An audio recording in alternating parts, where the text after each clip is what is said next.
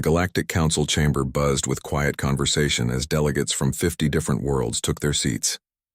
3 years had passed since the humans left without saying goodbye. Most species called it a blessing. The humans had always been strange, asking too many questions and going to places they shouldn't go. Admiral Zekthis adjusted his blue uniform and looked at the reports on his desk. The hegemony had put him in charge of watching the old human territories. It should have been an easy job.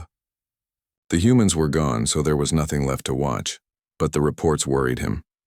"The trade routes are empty," said Captain Mordak from across the table. The reptilian officer's scales clicked as he moved. Ships used to carry goods between the rim worlds and the core systems.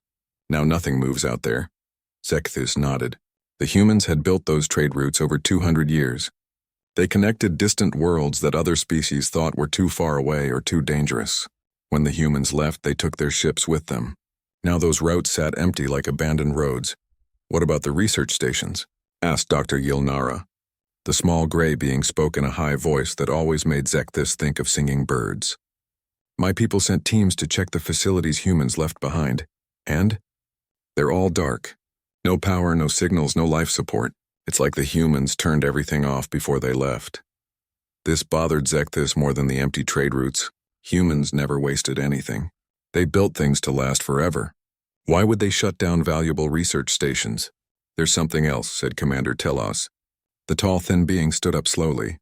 "The defense networks are failing." The room went quiet. Every delegate turned to look at Telos.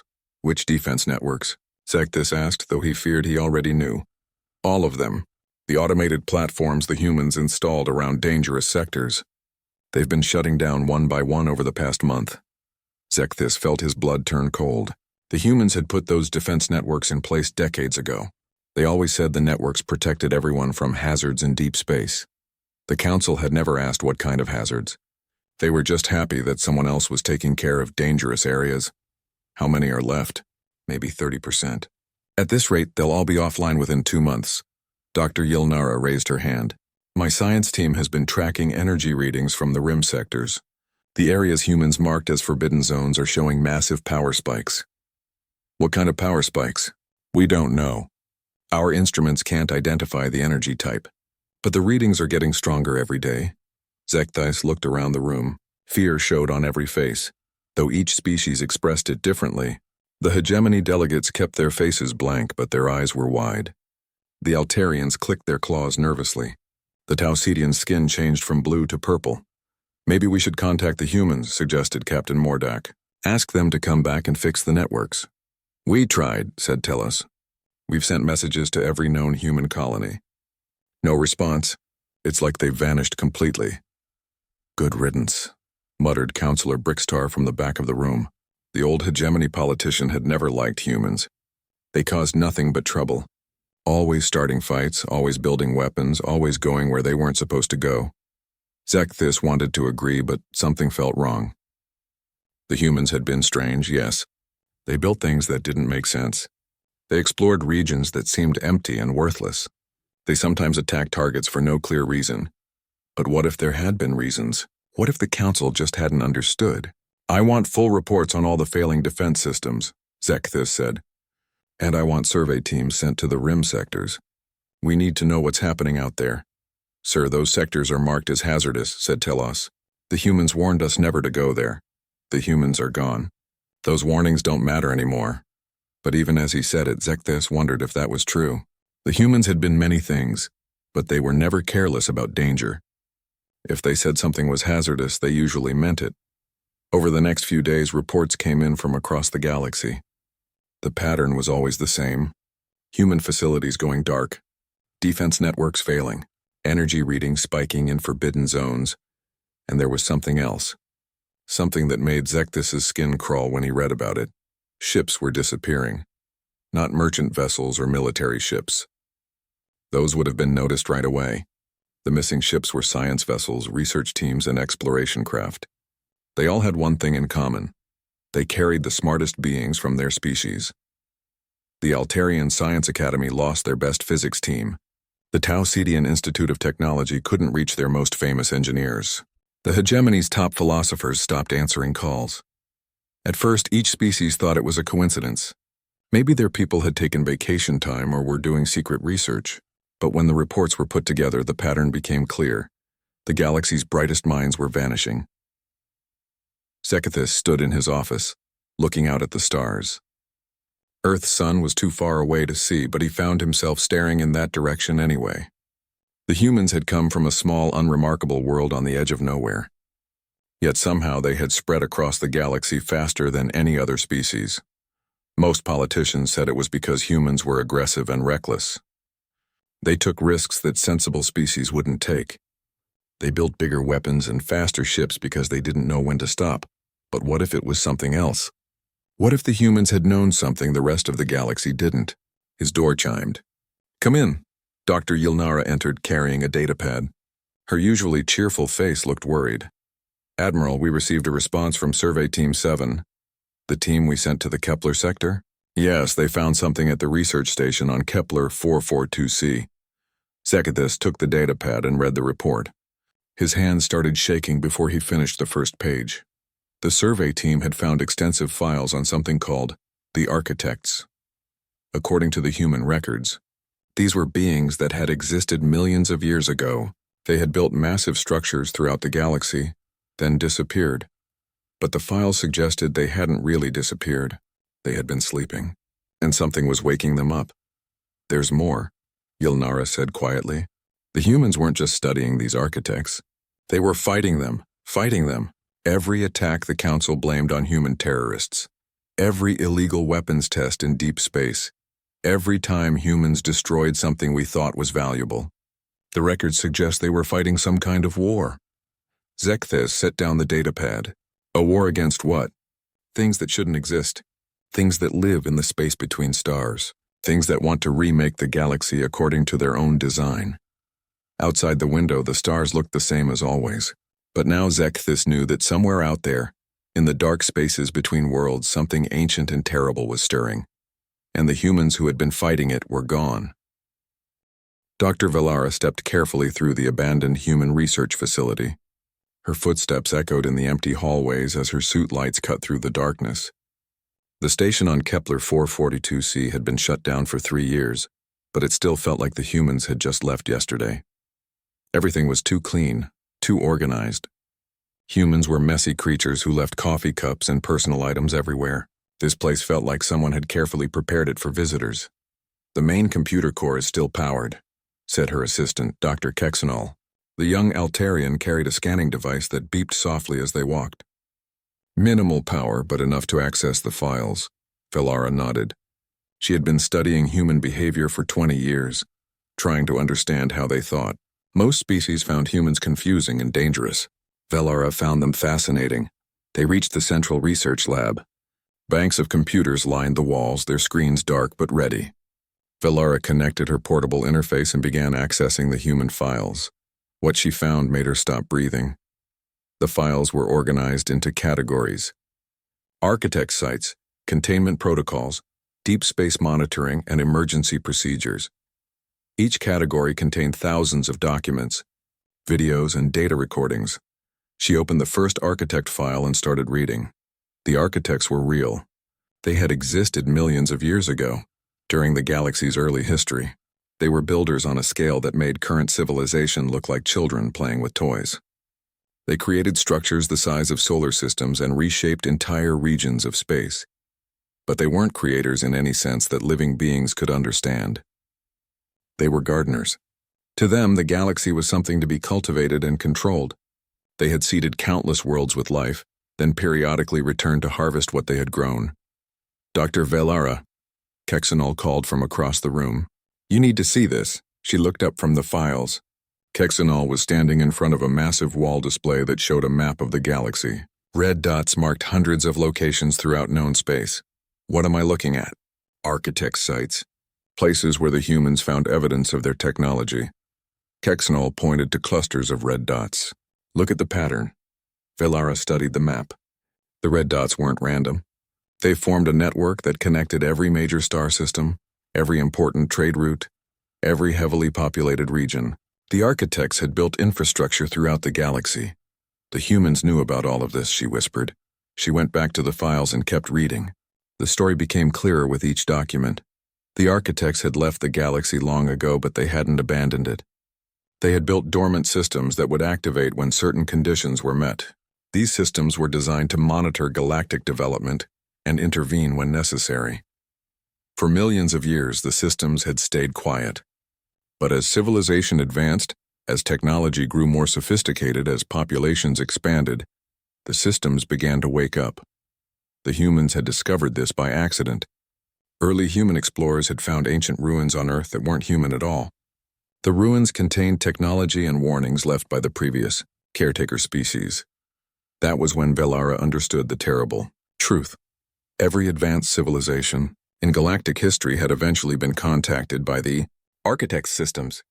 Each species was given the same choice: become caretakers and maintain the galactic balance, or be eliminated as a threat to the architect's design. Most species chose elimination rather than become guardians of something they didn't understand.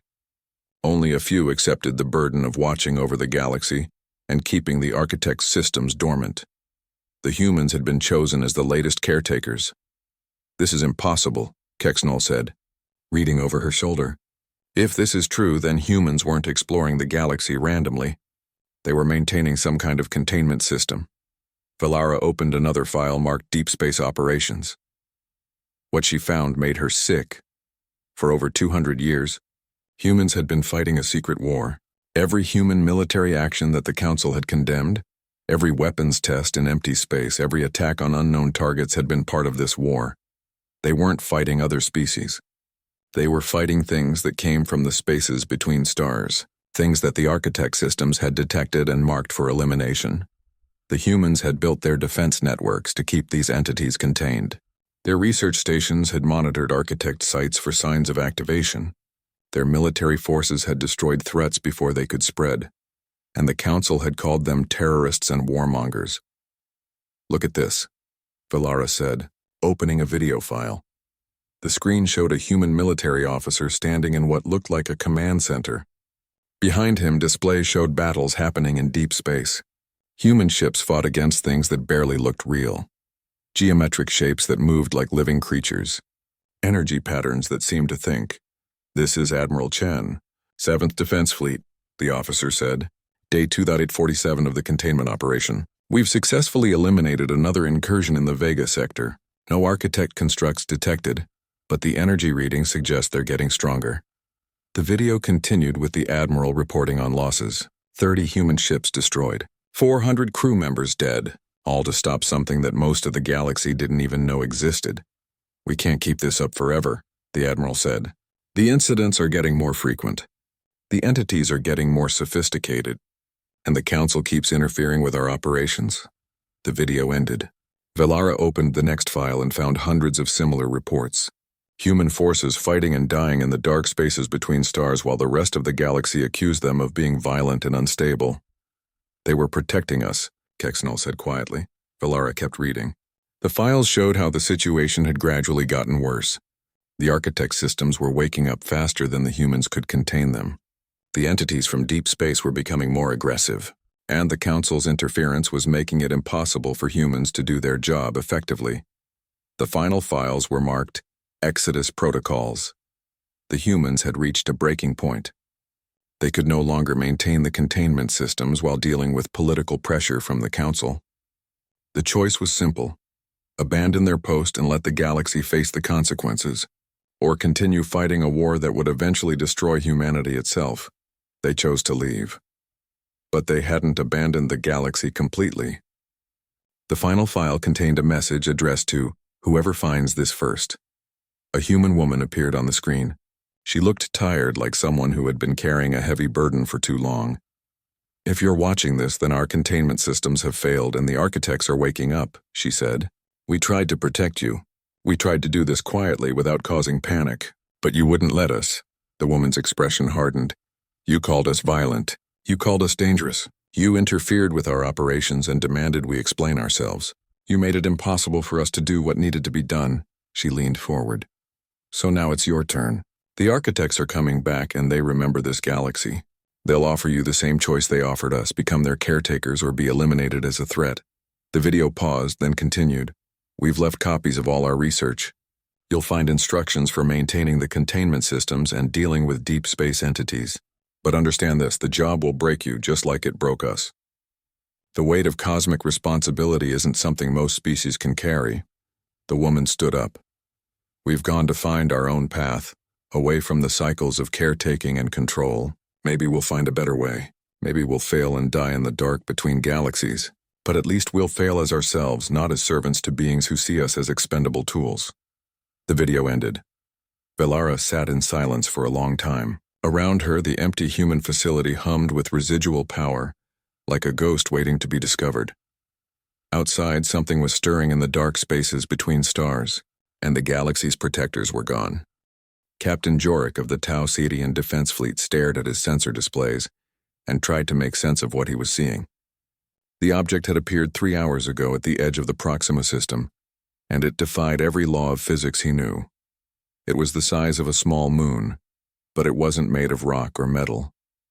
The surface seemed to shift and flow like liquid, but maintained perfect geometric patterns. Crystalline structures jutted out at impossible angles, and energy fields danced between them in colors that hurt to look at. Any response to our signals? Jorik asked his communications officer. Nothing, Captain. We've tried every frequency, every protocol we know. It's not ignoring us. It's like it doesn't understand that we're trying to communicate. Jorik nodded grimly. He had read Dr. Velara's report about the human research facility. He knew what this thing probably was, even though part of his mind refused to accept it. An architect construct. Something that had been sleeping for millions of years. Now awake and active, sir, called his sensor operator. It's moving. The massive object drifted closer to Proxima Prime, the system's main inhabited world. As it moved, smaller objects detached from its surface. They looked like geometric flowers made of light and metal, each one the size of a battleship. Battle stations, Jorik ordered, though he knew their weapons would be useless against something like this. The smaller objects spread out through the system, moving toward every planet, every space station, every ship. They didn't attack. They just watched, scanning everything with beams of energy that made Jorik's instruments scream with warnings. Captain, I'm receiving a transmission. From the construct? Yes, sir. It's using our own communication system somehow, broadcasting through our ship's computers. Jorik felt his skin change from blue to purple with fear. Put it on speakers. The voice that came through the ship's communication system was unlike anything Jorik had ever heard. It sounded like mathematics given form, like the universe itself was speaking. Where are the inheritors? The words seemed to bypass Jorik's ears and speak directly to his brain. Around the bridge, his crew members grabbed their heads in pain. They carried the burden of watchfulness. They maintained the balance. Where have they gone? Jorik forced himself to speak. Who are the inheritors? There was a pause that lasted forever. Then the voice came again, somehow conveying confusion and growing anger. The guardians, the chosen ones, they who accepted the responsibility of cultivation. We sense their technology in your systems, but they are not here. The captain's mind raced. The inheritors had to be the humans. The voice was asking about the humans. They left, Jorik said. 3 years ago, they went beyond the galaxy's edge. The silence that followed was worse than the voice. Jorik could feel something vast and alien turning its attention toward him, studying him like a scientist studying an insect. Unacceptable. The word hit the ship like a physical force. Warning lights flashed as systems overloaded. Several crew members collapsed. The inheritors accepted the compact. They agreed to maintain the garden. They cannot simply leave. More constructs began appearing throughout the galaxy. Reports flooded in from every major system. Massive structures emerging from empty space, scanning planets, studying civilizations with incomprehensible technology. None of them attacked, but their presence sent waves of terror through every species. Ships fled from systems where constructs appeared. Entire worlds went into emergency lockdown. At the Galactic Council headquarters, Admiral Zekthis coordinated the response. But what could anyone do against beings that treated the laws of physics as suggestions? Sir, we're receiving reports from the Rim system, said Commander Tellus. The constructs aren't just scanning our territories. They're accessing the abandoned human facilities. Accessing them how? They're activating systems that have been offline for years. The human defense networks are coming back online, but they're not under our control anymore. Zekthis felt sick. The humans had built those networks to contain something.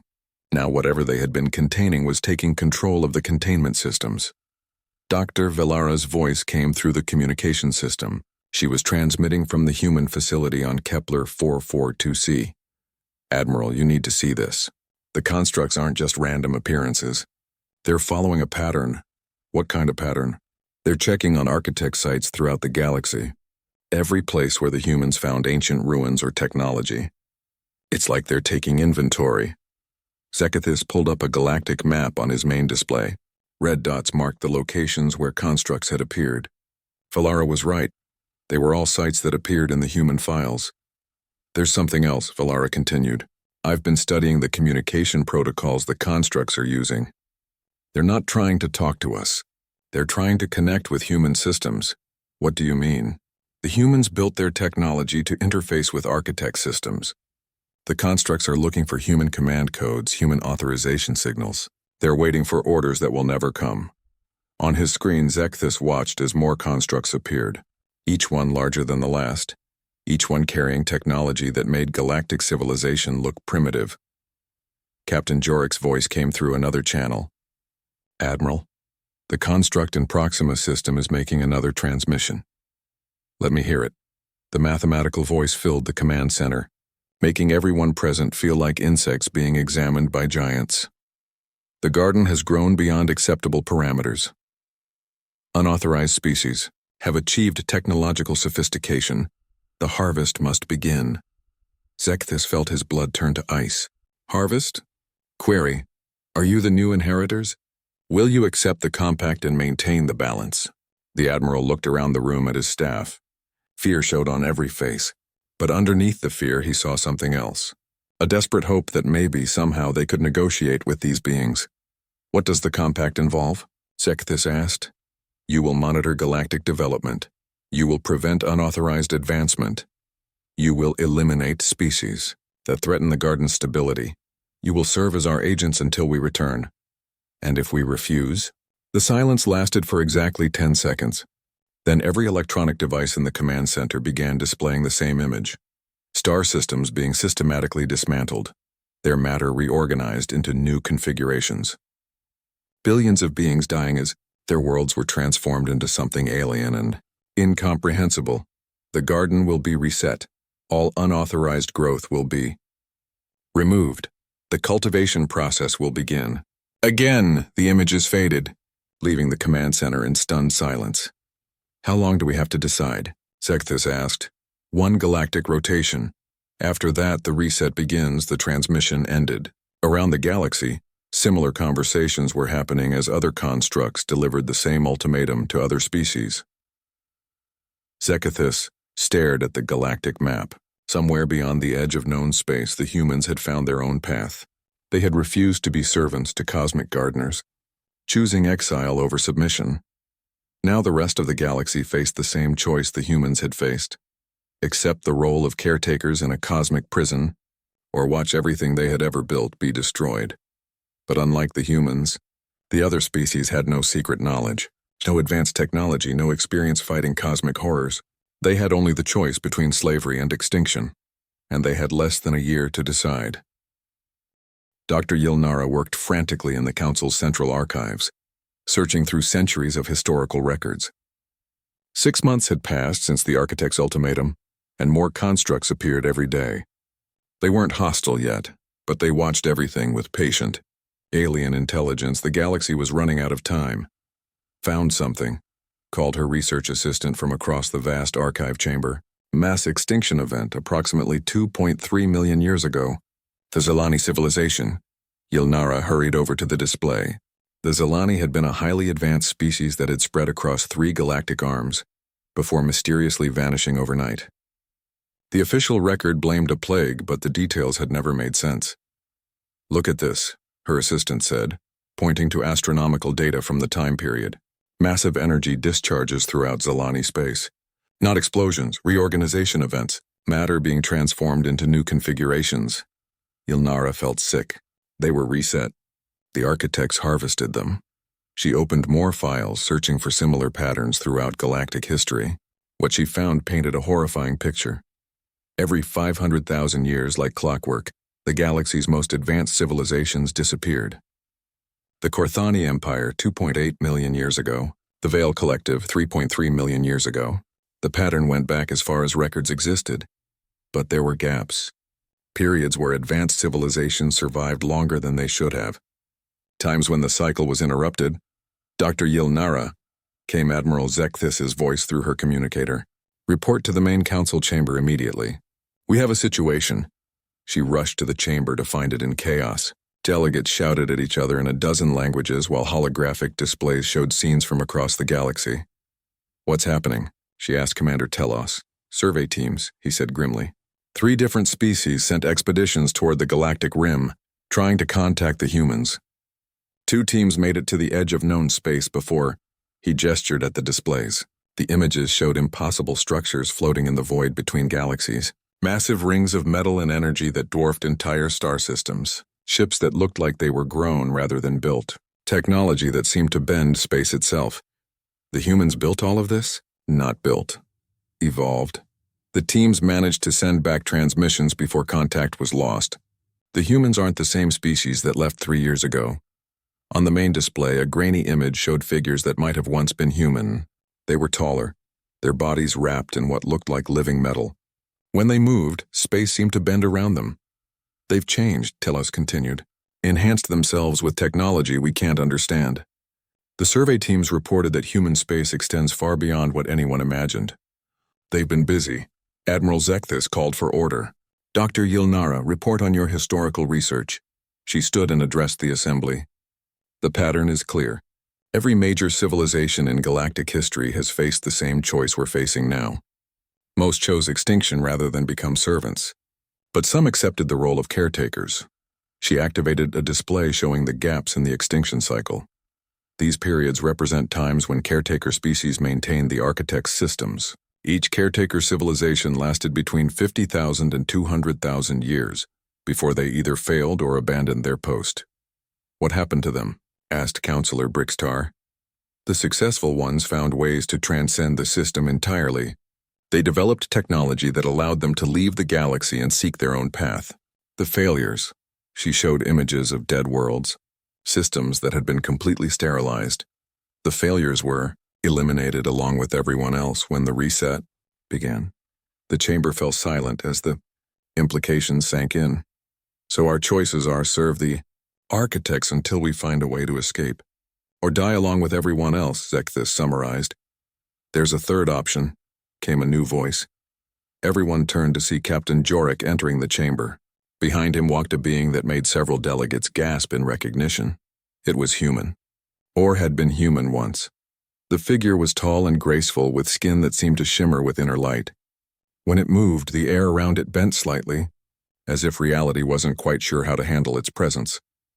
I am Sarah Chen, the being said in a voice that somehow conveyed vast distances and cosmic perspectives. I was Admiral Sarah Chen of the Human Defense Forces. Now I'm something else.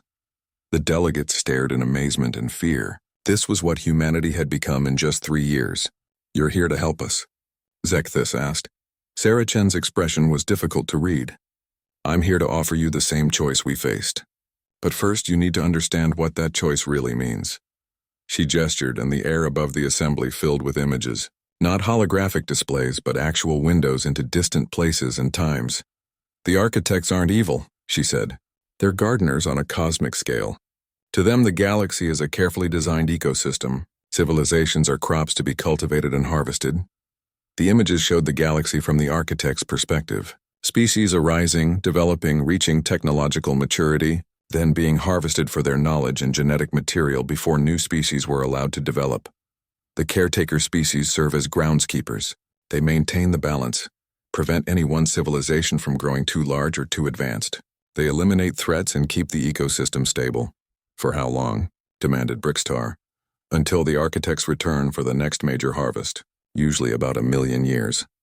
The chamber erupted in shouts of outrage and fear. Sarah Chen waited for quiet before continuing. The humans were chosen because we showed the right combination of aggression and adaptability. We could fight the entities that escaped from deep space, and we could handle the psychological burden of cosmic responsibility. But you abandoned your post, accused Counselor Brickstar. We found a better way.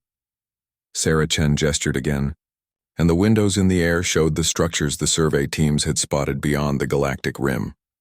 We chose to evolve beyond the architect's system.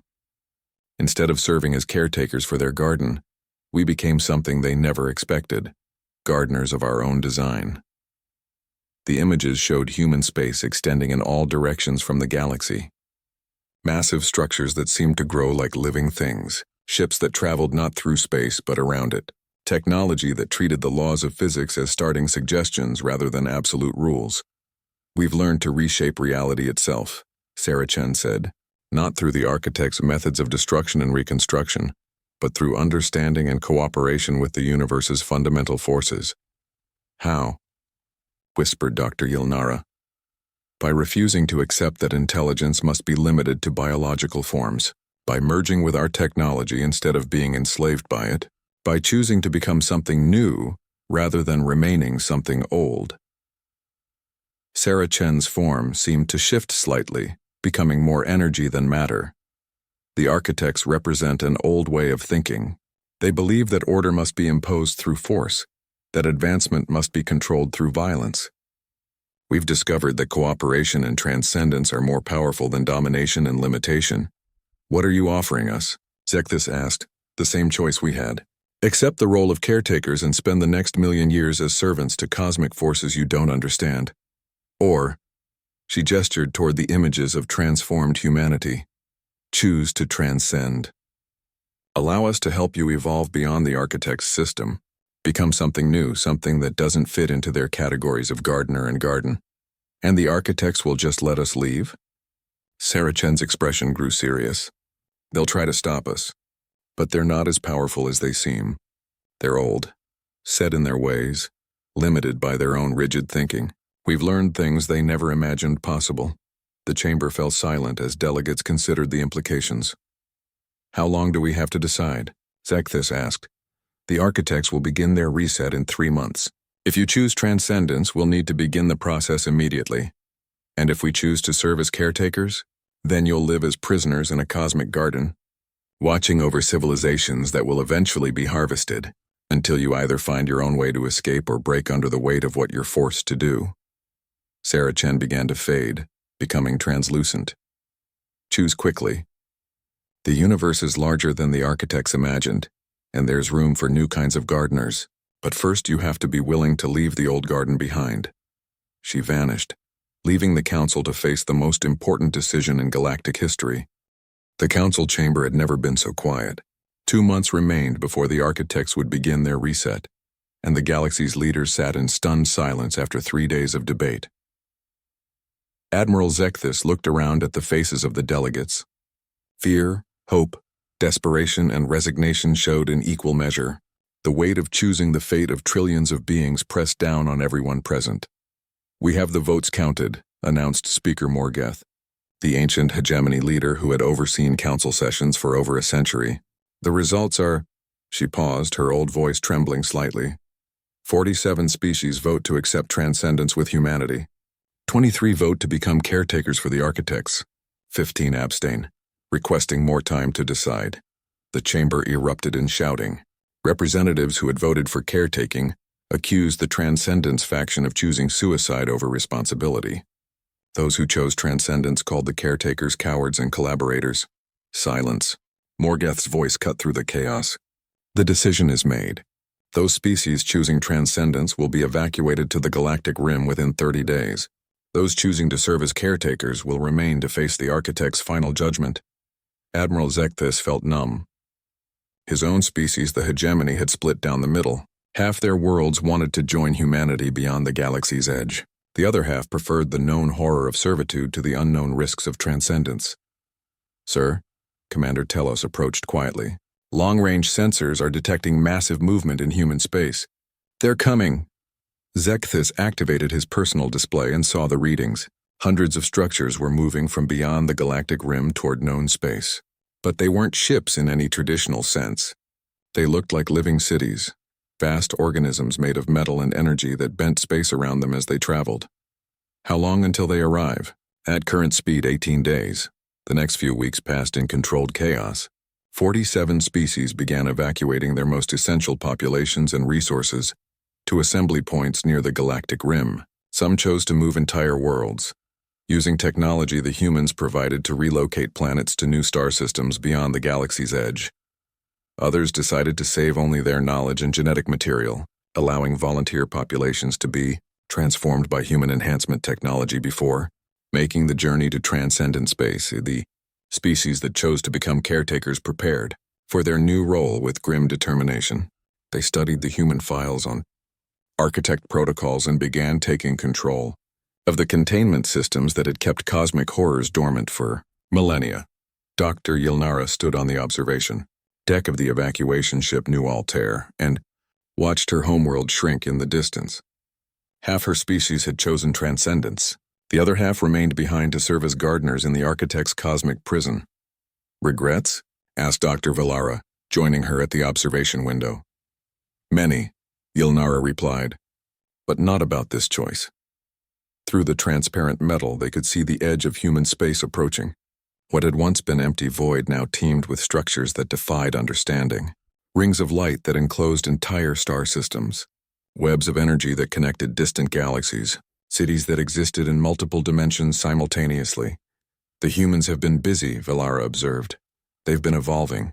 Look at those structures. They're not built, they're grown. The humans have learned to cooperate with the universe itself instead of fighting against it. As their ship approached the first human installation, Yilnara saw beings that might once have been human working alongside the massive structures. But they were no longer limited to single bodies. Some existed as pure energy, others as collective consciousnesses that spanned multiple forms. New Altair, this is Coordinator Chen, came a voice over the ship's communication system. Welcome to the Transcendence Zone. Prepare for evolutionary assistance. Light filled the ship, but it wasn't harsh or blinding. It felt warm, welcoming, like being embraced by a star. Yilnara felt her body beginning to change, her consciousness expanding to encompass new dimensions of thought and sensation. Around her, other evacuees were undergoing similar transformations. The Taucetian skin shifted from blue to silver, and their minds began operating on multiple levels simultaneously. The reptilian hegemony delegates developed energy fields that allowed them to manipulate matter directly. Don't fight the process. Coordinator Chen's voice came from everywhere and nowhere. Transcendence isn't about losing what you are. It's about becoming more than you ever imagined possible. Meanwhile, back in council space, the architects were making their final preparations. Admiral Brickstar, now the leader of the remaining species, stood in the reactivated human command center on Kepler 442c. The facility hummed with alien technology as architect systems came online throughout the galaxy. Status. Report, he called to his mixed species staff. Containment. Systems are at 90% functionality, reported a Taucetian technician. Deep space monitoring stations are detecting increased entity activity, but nothing we can't handle. Population assessments. All remaining civilizations have been cataloged and classified. Developmental stages have been assessed. The architects have approved our stewardship. Brickstar nodded grimly. The price of survival was eternal servitude, but at least his people would live. The Transcendence faction had chosen to risk everything on the unknown. History would judge which choice was correct. On the main display, he watched as architect constructs took up positions throughout the galaxy. Each one was a monument to cosmic power, a reminder that the remaining species lived only at the sufferance of beings beyond their comprehension. But at the edge of known space, something was happening that the architects hadn't anticipated. The human structures weren't just defending the transcendence zones. They were expanding, growing, spreading into dimensions that the architects didn't even know existed. The evacuated species were learning to exist in states of being that transcended the architect's understanding of life and intelligence.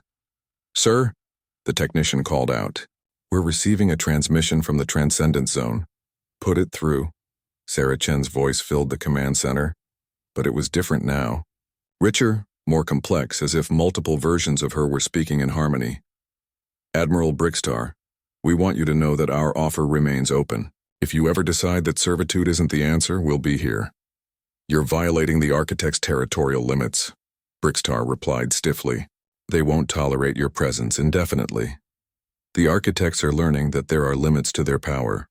They designed a system to control biological intelligence, but we're no longer purely biological. We exist in states they can't comprehend, in dimensions they can't access. On his sensors, Brixitar could see the truth of her words. The human structures were expanding beyond the galaxy's edge, creating new spaces that didn't follow the normal rules of physics. The architect's constructs tried to follow, but found themselves unable to enter the transcendent zones. You're creating a new universe, he realized. We're revealing what was always there. The architects convinced everyone that their garden was all that existed. But the universe is infinite. There's room for countless gardens, countless forms of life and intelligence. And the price? The courage to leave the familiar behind. The willingness to become something new rather than remaining something old. The transmission ended, leaving Brixitar alone with his thoughts and his responsibilities. Months passed. The architect system settled into its new routine, with the remaining species serving as dutiful caretakers. They monitored developing civilizations, eliminated threats, and maintained the cosmic balance just as countless species had done before them. But at the edge of everything, the transcendence zones continued to grow. New forms of life and intelligence emerged from the cooperation between evacuated species and human enhancement technology. They built wonders that made the architect's constructs look primitive, created art that existed in multiple dimensions, and developed technologies that treated the laws of physics as creative tools rather than absolute limitations. The galaxy had split into two realities: the familiar prison of the architect's garden and the infinite possibilities of transcendent space. In the end, both choices had led to survival. But only one had led to true freedom. As Admiral Brixitar stood watch over his section of the cosmic garden, he sometimes looked toward the galactic rim and wondered what wonders were being born in the spaces beyond the architect's understanding. And sometimes, late at night when his duties were done, he found himself hoping that Sarah Chen's offer would remain open when his people finally found the courage to leave their familiar prison behind. The universe was larger than anyone had imagined, and humanity had shown the way to explore it all.